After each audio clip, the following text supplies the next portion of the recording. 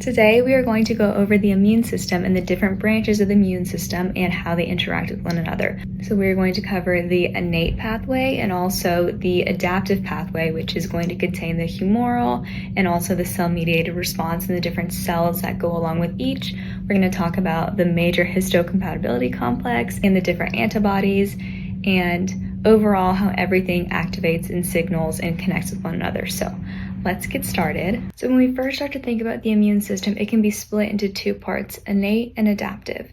So let's draw that. So we're going to focus on innate first, and innate immunity is going to be things that are not specific. So we're talking about physical barriers and then cells that don't target anything specifically, just overall immunity. So non-specific. And the innate immunity section can often be split into first line and second line defense. So your first line defense is going to be those physical and chemical barriers, and then the second line is going to be more cell mediated. So first line of defense is going to be those physical and chemical barriers. And these are going to be things like mucus, skin, stomach, acid, and stuff like that. Now, the second line of defense is going to be the internal cellular response. And these are going to be cells like macrophages and natural killer cells that aren't specific to a type of attack. We're going to go through each cell in the innate immune system. So we're going to start with macrophages. Now, these are going to engulf and digest pathogens through phagocytosis, and these are antigen-presenting cells. And antigen-presenting basically means that it shows pathogens and foreign bodies on the outside of its cells to signal T cells. We'll get there in a second, but just know for now that macrophages are antigen-presenting. Next, we have neutrophils, and these are often the first responders. They also perform phagocytosis, and they release reactive oxygen species. Next up is dendritic cells. These are antigen presenting, and the important thing about these cells is they link innate and adaptive immunity. And they do this by detecting pathogens, which is innate, and then they can also present antigens to active T cells, which is adaptive. Now next is natural killer cells. Now these destroy virus and cancer cells, and these are non-specific in that they determine what to kill based on what doesn't have MHC1 or if it's giving out a stress signal. And we'll talk about in innate immunity later that killer T cells have to use MHC1 to target and kill cells, where natural killer cells just goes off of the absence of that or a stress response, which makes it non-specific. Now next up is eosinophils, and these just attack large parasites like worms. And then lastly, basophils and mast cells. And these are going to release histamine during allergic reactions and also during inflammation. Okay, let's zoom out here. I'm gonna move this over so we have some more room. But these are all of the main cells in the innate immunity pathway. So I'm gonna go ahead and bracket and label these. And so the thing that really sets these apart from the adaptive cells that we're going to talk about is just that they're non-specific. They don't target specific cells to degrade them or to attack them. They just scavenge and respond to stress signals and other non-specific things. Now, when we look into adaptive immunity, it's going to further split into two sections. There's your humoral response, which is B cells and your antibodies, and then your cell-mediated response, which is going to be your helper T cells and your cytotoxic T cells. So we can label humoral and cell-mediated. Now, something that both of these have that we can note up top here is that they both are part of specific defense. They both develop over time, and they create memory. Okay, now let's focus on just humoral. The two components of humoral are really B cells and then antibodies. So B cells are actually going to produce the antibodies, and they produce antibodies in response to an antigen. And so how this works is an antigen is basically the bad thing. If something is in the body it shouldn't be is an antigen, and the B cells recognize that this is an antigen, it's not supposed to be here, and it's going to produce antibodies to kind of combat that. And so when the antibodies that the B cells make combined with an antigen, it marks that cell for destruction. So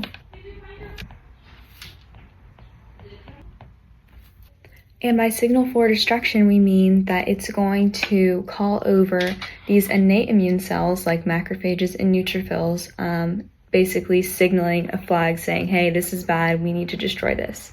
So I'm going to draw some lines here so we can kind of see how these different cells interact with each other. And so, if you could have already guessed, these are also antigen-presenting cells.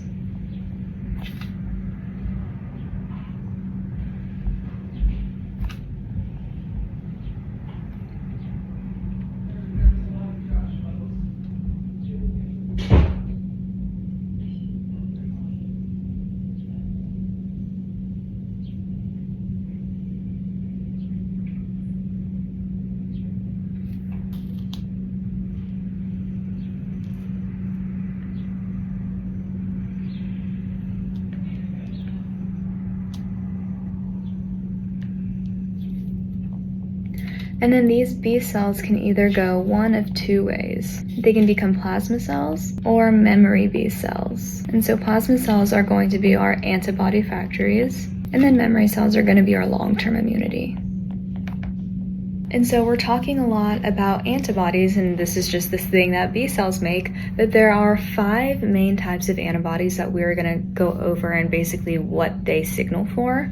So, antibodies are also called immunoglobulins, or just IG, and the different types include IgG, IgA, IgM, IgE, and IgD. So IgG is going to be the most abundant. IgA is going to be secretions, like mucus and tears. IgM is going to be the first one that's produced. E is going to be allergies. And IgD is a little up in the air, but they're mostly found on immature B cells. So if we're just looking at a quick graph of the immune response, after a pathogen comes in contact with B cells, we're first going to see a spike in IgM. If we remember, we said that that was the first produced. But the most overall elongated produced is going to be the IgG. Remember, because it is the most abundant. So this is kind of what a graph would look like for the amount of antibodies after an immune response. So now we're going to kind of go into the cell-mediated part of adaptive immunity. So these are just going to be your T cells. And these are effective against intracellular pathogens, like viruses and bacteria.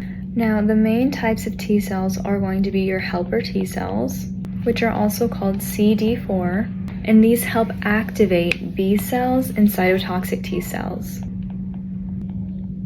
And it does this by detecting something called MHC2, which is Major Histocompatibility Complex 2. And so this is what antigen-presenting cells like B cells have on the outside of their cell that basically show the T cell, hey, this is inside of me, it's not natural, it's not good, come do something about it. So we can note that it detects antigens on MHC2, and this activates B cells to produce antibodies. I'm going to put MHC2 in red. So we can go ahead and draw an arrow up to these B cells since it is going to be activating those. Now next is cytotoxic T cells, and these are also called CD8. And so these are the ones that are going to destroy those infected cells. And this one recognizes MHC1. So cytotoxic T cells don't recognize MHC2. They instead recognize something called Major Histocompatibility Complex 1. And I'm going to go ahead and draw an arrow from these helper T cells to the cytotoxic T cells because it also helps activate those. But a good way to remember the difference between MHC2 and MHC1, basically which cell recognizes which, is that they both multiply to 8. So CD4 cells and MHC2 multiply to 8. And then CD8 cells and MHC1 also multiply to 8. So you just need to memorize that helper T cells are CD4 and cytotoxic T cells are CD8. So I'm going to finish these 2 more types of T cells really quick, and then we'll kind of talk about the details of MHC. So there's regulatory T cells, and these are in charge of suppressing the immune response, and this is in hopes of preventing autoimmunity. which autoimmunity is just basically when the cell attacks itself. So the regulatory T cells make sure that that doesn't happen by suppressing the immune response.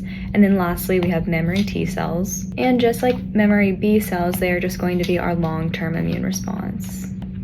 The last thing we're going to go over in this video is the MHCs and what cells each one goes to and just kind of how they work overall. So MHC2 is found on antigen-presenting cells. And so these are going to be like macrophages, dendritic cells, and B cells. And basically their job is to present exogenous antigens to CD4, which are those helper T cells. So if we zoom out, MHC2, okay, we said MHC2 is antigen presenting. Now if we go back into some of these innate immunity cells, we mentioned an antigen presenting up here and here, and if we move over to B cells, antigen presenting here. So these are all going to have MHC2, which means that they are going to signal to helper T cells, which is those CD4 cells. And so MHC is really just a coating of proteins on the outside of the cells, and the cell basically chops up what's inside of it and presents it on the surface of the cell to be like, hey, this is what I have inside of me. If it's bad, maybe you should do something about it. So that is MHC2. Now, MHC1 is present on just all nucleated cells. And these are going to present exogenous antigens to CD8. And if we remember, it is cytotoxic. So really quick before I end this video, I'm going to go over and just write down a basic overall of what we talked about and how everything kind of connects. So first, antigen-presenting cells engulf foreign molecules and presents them on MCH2. Now, secondly, if we remember, helper T cells recognize that MCH2. And by doing that, they signal those B cells to produce antibodies for the specific antigen. And if we remember, these antigens and antibodies are these IgGs that we talked about. The antigens are the bad thing and the antibodies are the good things that recognize the antigens that B cells produce. Next, the B cells actually produce the antibody. The antibodies bind to antigens to signal innate immunity cells to destroy the pathogen. All right, and then lastly, our last step 4, going to be those cytotoxic T cells recognizing MHC1. And if we remember, those MHC1s are on all nucleated cells, and basically they are just presenting what is inside of the cell to the cytotoxic T cells to recognize. So this is our scheme of the different branches of the immune system. We went over the innate immunity and all the different cells there, the humoral, and then the cell-mediated and how they fit in with MHC2 and MHC1. And then down here in black, we went over just the overall pathway, how everything interacts with each other, which you can also see by the arrows that we drew between each column. That is all I have for this video. In the next video, we're going to talk about colonial selection and expansion, and then also hematopoiesis, which is basically just the immune system developing how the cells become the specified cells that they are in the immune system. And the notes for this video will be on the link tree. It will be under biology and then immune system branches. And that is all I have for you today. Thank you so much.